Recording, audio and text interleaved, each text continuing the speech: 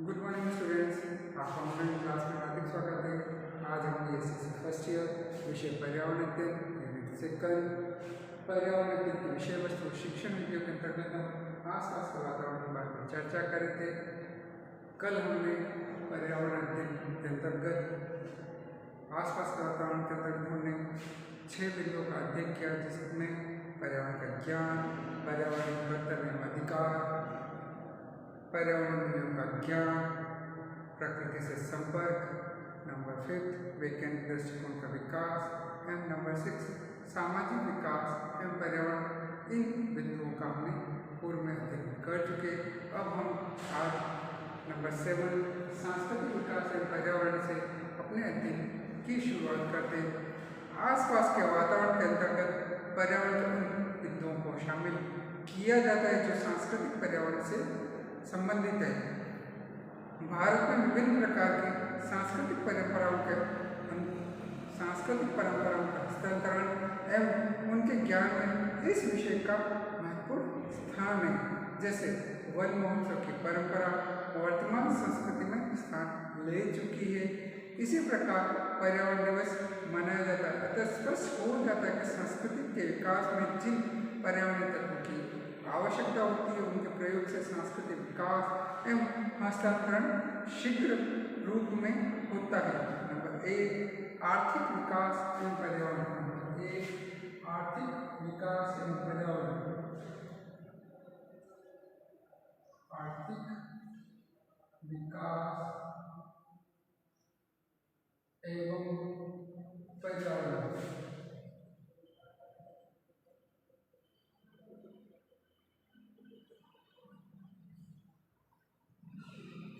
आर्थिक विकास एवं पर्यावरण। वर्तमान समय में आर्थिक उन्नयन के लिए विद्यार्थियों को पर्यावरणीय संसाधनों के सर्वोत्तम उपयोग के बारे में ज्ञान होना चाहिए। जब तक छात्रों को प्राथमिक स्तर से ही पर्यावरण का ज्ञान प्रदान नहीं किया जाएगा, तब तक वह अपने आसपास के वातावरण के संबंध में सार्थक एवं उपयोगी विचारधाराओं का विकास अपने मन में नहीं कर सकता है। विभिन्न प्रकार के प्राकृतिक संसाधनों का आर्थिक क्रियाओं एवं उद्योगों में उपयोग करने में अर्थव्यवस्था सुदृढ़ होती है तथा समाज में व्यक्ति का आर्थिक विकास संभव होता है। नंबर 9 संतुलित विकास। नंबर 9 संतुलित विकास।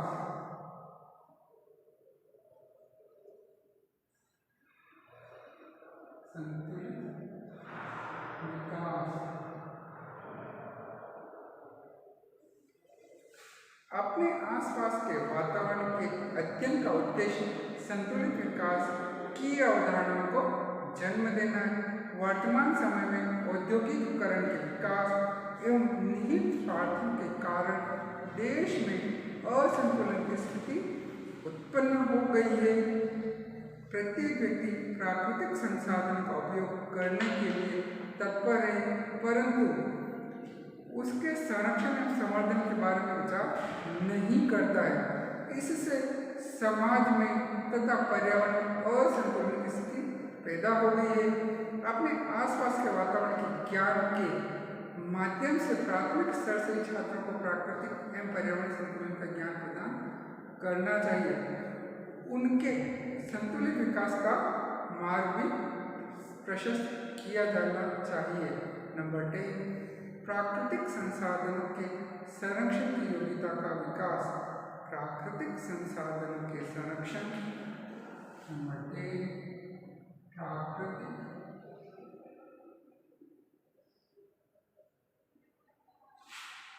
संसाधनों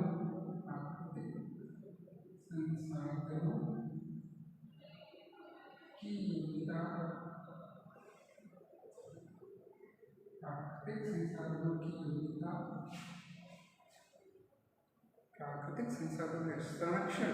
प्राकृतिक संसाधनों की संरक्षण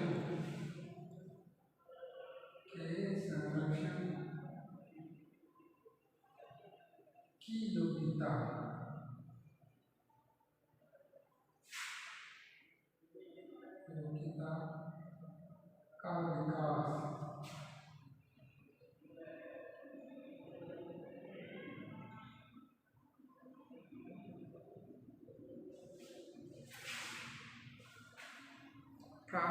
संसाधनों के संरक्षण की योग्यता का विकास भी छात्रों में अपने आसपास के वातावरण के माध्यम से प्राप्त होता है। इसके माध्यम से छात्रों को यह बताया जाता है कि प्राकृतिक संसाधनों में मानवीय क्रियाओं के माध्यम से किस प्रकार प्रदूषण उत्पन्न होता है तथा इस प्रदूषण को किन किन उपायों से रोका जा सकता है। प्राकृतिक संसाधनों के सर्वोत्तम प्रयोग एवं संरक्षण का ज्ञान पर्यावरण शिक्षा के माध्यम से प्रदान किया जा सकता है। अतः प्राथमिक स्तर से बालकों को पर्यावरणीय शिक्षा प्रदान करनी चाहिए। नंबर 11, उच्च जीवन स्तर। उच्च जीवन स्तर, उच्च जीवन स्तर।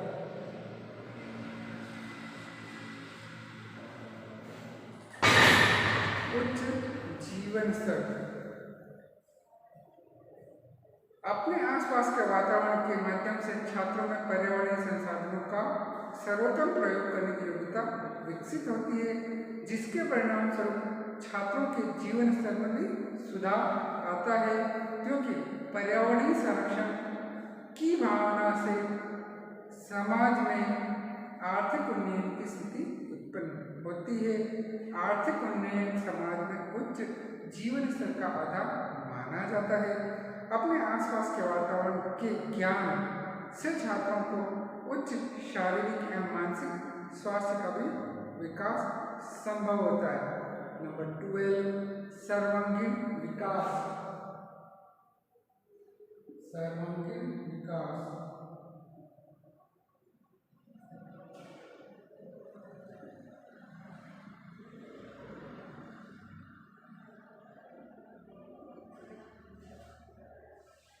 अपने आसपास के वातावरण के अध्ययन का प्रमुख उद्देश्य सर्वांगीण विकास है।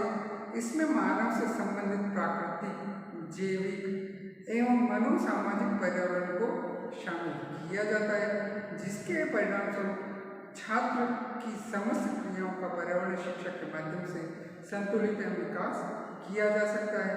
जैसे समाज में प्रचलित अंधविश्वासों का समापन एवं स्वस्थ परंपराओं का विकास पर्यावरण शिक्षा का प्रमुख अंग है।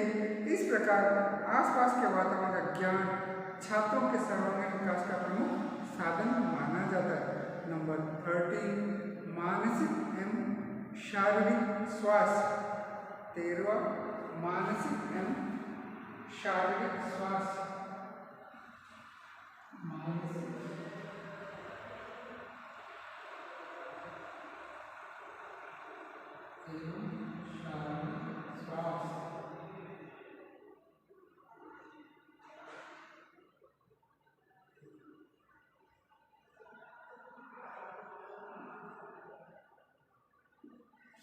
मानसिक एवं शारीरिक स्वास्थ्य। मानसिक एवं शारीरिक स्वास्थ्य मानव विकास के लिए प्रमुख माना गया है। बालक की प्रारंभ से ही शारीरिक एवं मानसिक विकास हेतु शिक्षा प्रदान की जाती है। जैसे बालक से अपने परिवेश को स्वच्छ बनाए रखने के लिए कहा जाता है, जिससे बालक विभिन्न प्रकार के संक्रामक रोगों से बचता है।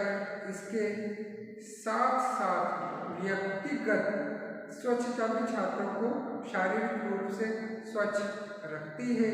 बालक प्रकृति के संपर्क में रहने से भी शारीरिक एवं मानसिक रूप से स्वस्थ रहता है। इस प्रकार बालक की मानसिक एवं शारीरिक रूप से स्वस्थ रखने में अपने आसपास के वातावरण को महत्वपूर्ण भूमिका है।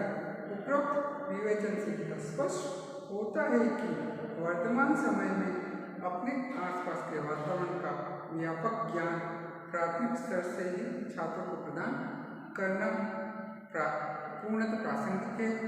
इस ज्ञान के संदर्भ में विद्वानों का मानना है कि जब तक छात्रों को उनके परिवेश से संबंधित ज्ञान पूर्ण रूप से प्रदान नहीं किया जाएगा, तब तक अन्य विषयों का ज्ञान प्रदान करना सार्थक एवं प्रासंगिक नहीं होगा। इसका प्रमुख कारण यह भी है कि आसपास के वातावरण का ज्ञान बालक के जीवन के प्रत्येक पक्ष से संबंधित होता है, इसका क्षेत्र व्यापक होता है। इसीलिए इस ज्ञान के माध्यम से छात्रों के सर्वांगीण विकास का मार्ग प्रशस्त होता है। आज इतना ही। आज हम कंप्लीटली आसपास के वातावरण के बारे में अध्ययन कर लिया है। आज इतना ही। कल हम परिवार एवं समाज में भूमिकाओं के बंटवारे से अपने अध्ययन की शुरुआत करेंगे। नमस्ते।